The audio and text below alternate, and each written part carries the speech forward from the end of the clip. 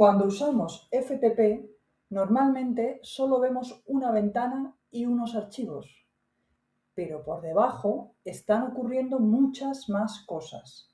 Conexiones, puertos, paquetes, órdenes, transferencias.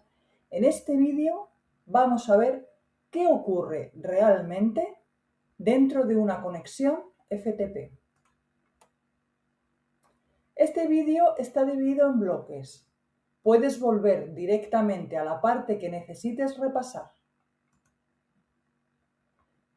Cuando un cliente quiere comunicarse con un servidor, envía paquetes y cada paquete necesita varias direcciones. La IP permite encontrar la red.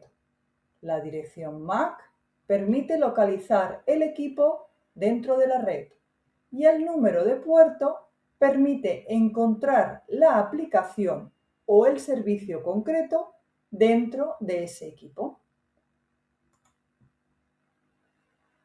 Los servidores utilizan puertos conocidos. Por ejemplo, FTP usa el puerto 21 y HTTP, es decir, el servicio web, utiliza el puerto 80. En cambio, los clientes utilizan puertos dinámicos o aleatorios. De esta forma, un mismo ordenador puede mantener muchas conexiones abiertas al mismo tiempo. Un mismo ordenador puede utilizar varios servicios al mismo tiempo.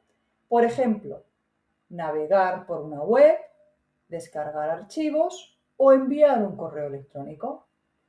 Cada conexión utiliza un puerto diferente en el cliente y se conecta a un puerto diferente correspondiente al servicio en el servidor.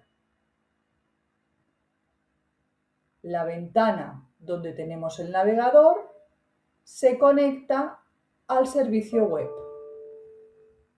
La ventana donde tenemos la aplicación de transferencia de archivos se conecta al servicio FTP y la ventana donde tenemos el correo electrónico se conecta al servicio de correo electrónico en el servidor.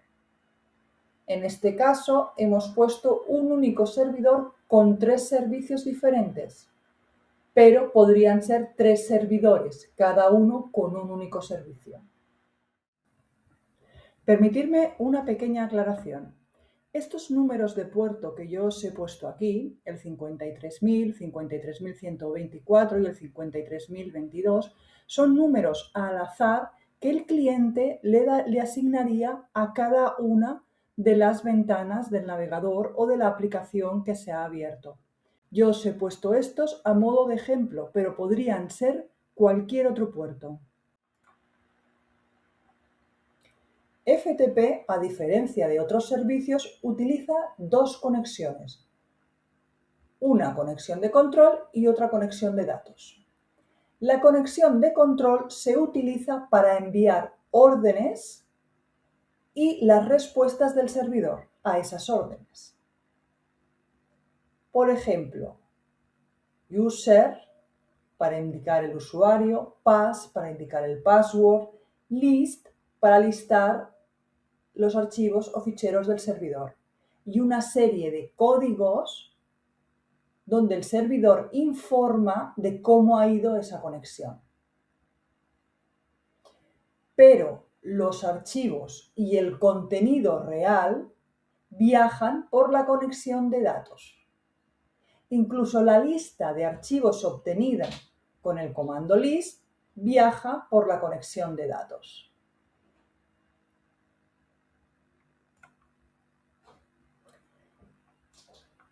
La conexión de control se utiliza para enviar órdenes. Por ejemplo, identificarse, pedir archivos o listar carpetas. En este ejemplo, el cliente utiliza el puerto 53.000 y se conecta al puerto 21 del servidor FTP y envía el nombre de usuario. El servidor respondería también mediante una conexión de control informando de que el usuario es correcto.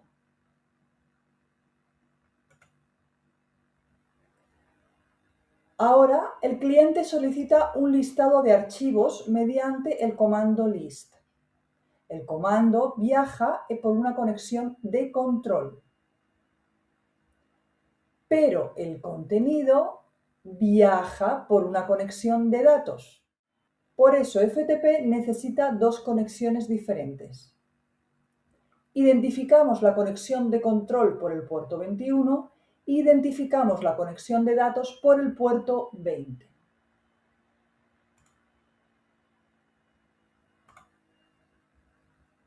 Aquí vemos un diálogo real FTP. Primero el cliente se autentifica. Después envía la orden list.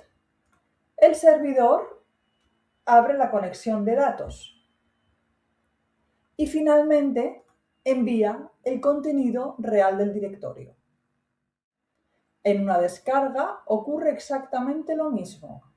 El cliente envía la orden read por la conexión de control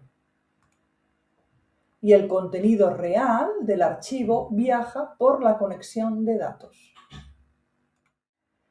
En una subida también ocurre lo mismo. Primero el cliente envía la orden store y después transfiere el contenido del fichero mediante una conexión de datos. El servicio FTP puede funcionar en dos modos, o bien en modo activo o bien en modo pasivo. Vamos a ver estos dos. En modo activo, el cliente indica al servidor qué puerto debe utilizar y esto se hace mediante el comando port. Después, el servidor inicia la conexión de datos hacia el cliente. Y aquí aparece el problema. Muchos firewalls bloquean las conexiones entrantes no solicitadas. Por eso, el modo activo suele dar problemas en las redes actuales. En modo pasivo, todo cambia. El cliente solicita al servidor un puerto libre mediante el comando pass.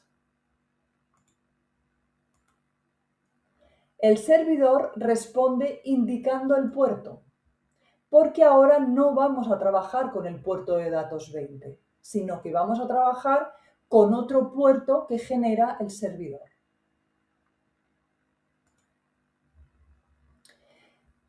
En este caso, una vez que el servidor ha informado del puerto de datos, es el cliente el que inicia la conexión de datos.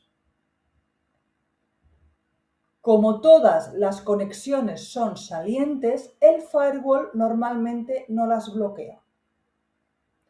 Ojo, no confundir esta conexión como una conexión entrante. Esto no es una conexión entrante, es una conexión de respuesta al comando passive. Por eso el firewall no la bloquea.